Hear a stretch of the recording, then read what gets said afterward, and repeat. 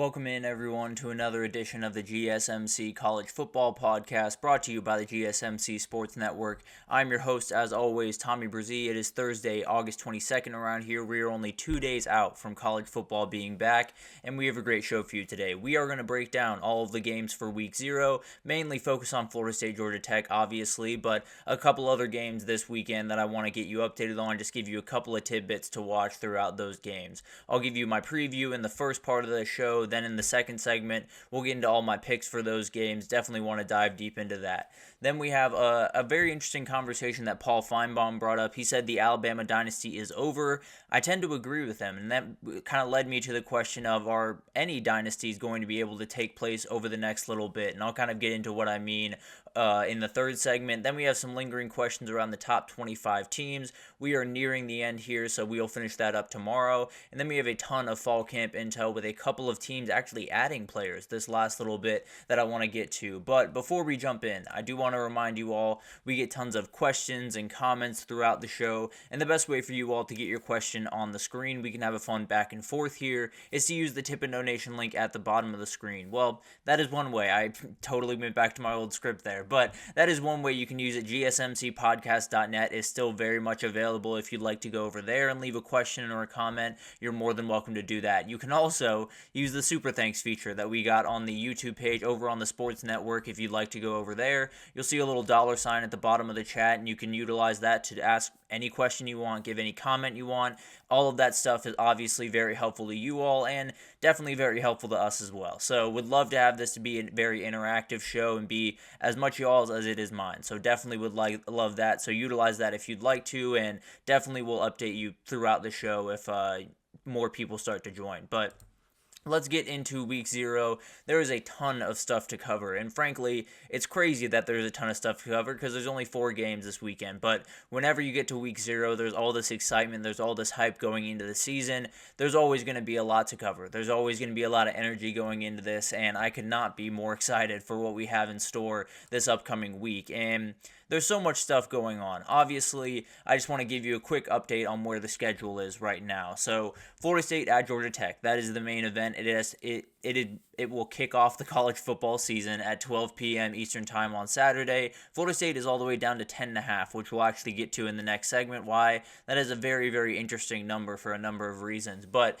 then we'll get into Montana State at New Mexico. This is one that you might not have your eye on too much, but the FCS team is favored in this one. Montana State by 11.5. New Mexico has a win total this year of 2. So definitely one to watch, where if New Mexico State doesn't win this game, there's a reality where they go just 0-12 this upcoming season.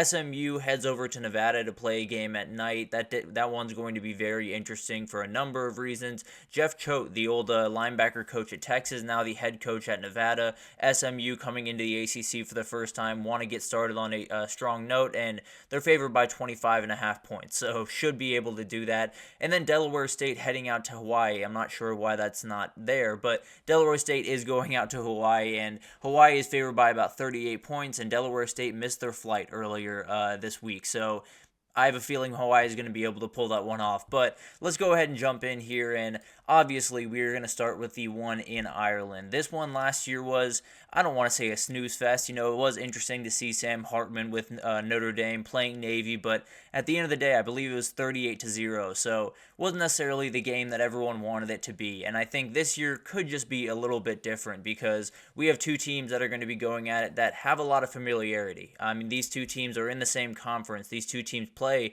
pretty much every single year, and they're very different teams when you walk into this season. Obviously, Florida State introduces DJ, Malik Benson, Roydell Williams, so many different transfers that are going to have a huge impact on their team. Georgia Tech returns a lot of people, especially on the offensive side of the ball. It's pretty much the same exact group they had a year ago, and it was one of the best offenses in the ACC a year ago. It was the only one that had that averaged over 200 yards passing and rushing last year, so definitely something to watch as we get into this. What's the difference between adding a ton of new guys and keeping the guys that you had from a year ago? Is that a possibility that maybe Georgia Tech can pull the upset in week 0 because of that kind of disadvantage that Florida State has. But let's go for keys of the game real quick, and we'll start with Florida State, and it's really just getting DJ comfortable is the number one thing, and the way you do that is pound the rock. That's the way that they're going to win this game. The Georgia Tech defense was not good at stopping the run by any means last year, and it doesn't seem like it's going to get at least too much better. Definitely could improve a little bit, but overall, this is the way that Florida State's going to go about business. Probably the most of their season. Roydell Williams is going to be the lead back there, but Keziah Holmes is a very talented player. Cam Davis is someone that has absolutely exploded throughout fall camp and is just an absolute monster running the ball. Lawrence Tuafili is an absolute beast that was essentially their quarterback in the Florida game of last year. And then Jalen Lucas is outright electric. He's someone that can make a touchdown happen pretty much whenever he touches the ball. So you look at this running back room, it is one of the big time advantages for this Florida State team, where this might be the best room that they have, and they have a lot of really good rooms over there. So definitely something that will help DJ kind of get into the game is just run the ball, get confident on the ground, and then open those passing windows behind those linebackers. And then you got to find a wide receiver one. You got to make sure that you have someone that he can go to down in, down out, just find his number, throw it that direction, and feel confident that he's going to make a play. It sounds like it's going to be Malik Benson at least to start. Ja'Kai Douglas is another one to watch. Jaylen Brown, Hakeem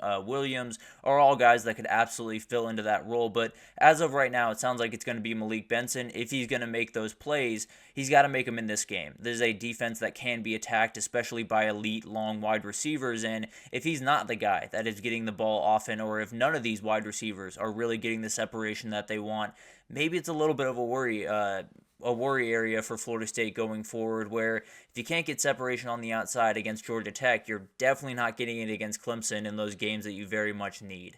And then finally, you got to be able to stop the run if you're Florida State. There's no doubt about that. Florida State has to be able to not only stop the run, but get to the quarterback, as Joshua Farmer is doing right there. But Joshua Farmer and Darrell Jackson are the guys holding it down after Braden Fisk walked off into the NFL, and they're facing a really good O-line for Georgia Tech. Georgia Tech has kind of developed this really awesome O-line since Brent Key came over to be head coach. I mean, he was the O-line coach for Alabama during quite a nice stretch over there, so not overly surprising, but this is one of the best 15, 20 units in the country, and maybe they can hold their own. But if Florida State can stop the run, if they can get some push on that defensive line, it could be tough for Georgia Tech to get any type of traction in this game. But moving on to Georgia Tech, talking about what they need to do to possibly win this game, and the biggest one is just keep this defense off balance. The Florida State defense is bigger, stronger, faster, more talented than you are. That's just plain and simple. That's the reality of the situation. The goal is to make sure they don't know what's coming. Make sure you keep them off balance, and frankly,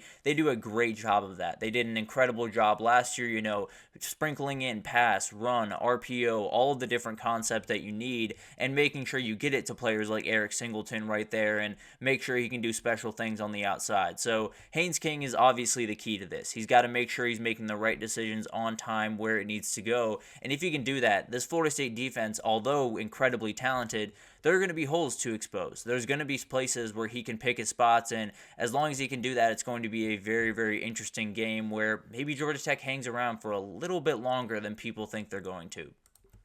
I also think Georgia Tech needs to get push on that defensive line. We talked about how good the Georgia Tech O-line is. Florida State might be just a little bit better. So Georgia Tech defensive line definitely needs to get some push. Bigger's the guy right there, is definitely the guy that is going to do that the most. He's the one that kind of is the linchpin of that defensive line, and definitely needs to be able to at least help them out in that respect. At least, get a little bit of a push, help out, make DJ just that little bit uncomfortable, and maybe stop a run on 2nd and 10, make it 3rd and 8, or something like that, to just make this game a little bit tougher for Florida State, a little bit more interesting. And if they can do that, then maybe they're off and running for Georgia Tech, who knows. But finally win the turnover battle. This is something that they absolutely are going to have to do, and frankly, with someone like Haynes King, who's so good at taking care of the ball, and then someone like DJ, who has some questions doing that, it's not necessarily crazy to think that this could be the case. I think Amari Harvey on that back end is a super, super important player, not only in this game, but throughout the year for Georgia Tech, and it's definitely one that Georgia Tech can pull off. It's one of those games that, they are definitely fighting an uphill battle when it comes to talent level, when it comes to coaching, all of that stuff is definitely going in Florida State's direction, but this is a team that's not going to make it easy for you. This is a team that is not going to get blown out because they haven't gotten blown out a ton since Brent Key took over, which is actually something we'll get into in the next segment. But overall, we have an awesome week 0 opener. We have a conference matchup. We have one that really does matter. We have a team that's looking towards a national title. We have a team that is just trying to play spoiler throughout the year and see where they land at the end of it. But both teams are building towards a really, really special season, and I think it's one of those that it's going to be really close. I don't really know how close it could be, but this is one that maybe you're overlooking a little bit, and you definitely shouldn't be as we get into this week 0. But moving on. Excuse me, I apologize. Yes, Georgia Tech and Haynes King are definitely a team that can make something happen this weekend that would be downright special.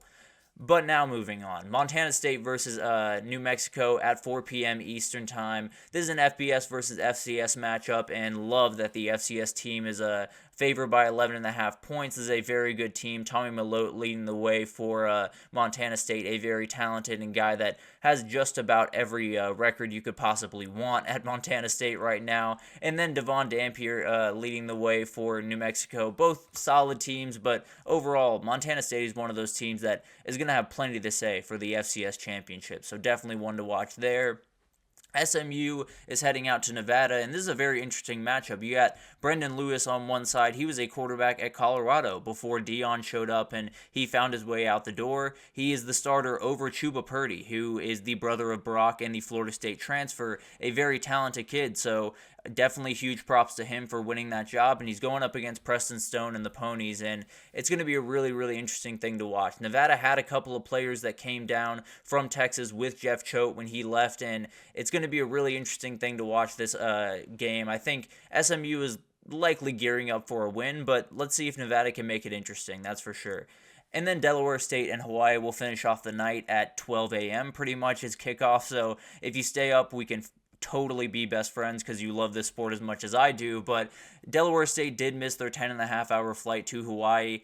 That's going to be an issue. There's no two ways about that, and they're not necessarily favored by any means in this game. Hawaii, is favored by 38 points in this one, and it's going to be very, very tough. Now, Pofele Ashlock, sporting the Colt Brennan hair, is all-time cool and definitely a player that is worth staying up for. So definitely one to watch there. I know it's a little bit under the radar and definitely a little bit late, but at the end of the day, they will still give you plenty of good football. So that's week 0. There's only 4 games to break down, so I wanted to get to all of them. Obviously, going forward, it'll be a little bit different of a format. We'll spread it out over more days and get a little bit deeper into some of the games. But as of right now, we got the 4 games, and I'm going to enjoy every single one of them. But let's take our first break here, and when we come back, we'll make all our picks. We'll get into this a little bit deeper, give you some stats to watch throughout those games, and then I'll give my picks for the line for those games, and then the over-under for it. So definitely stick around for that, and we will be right back.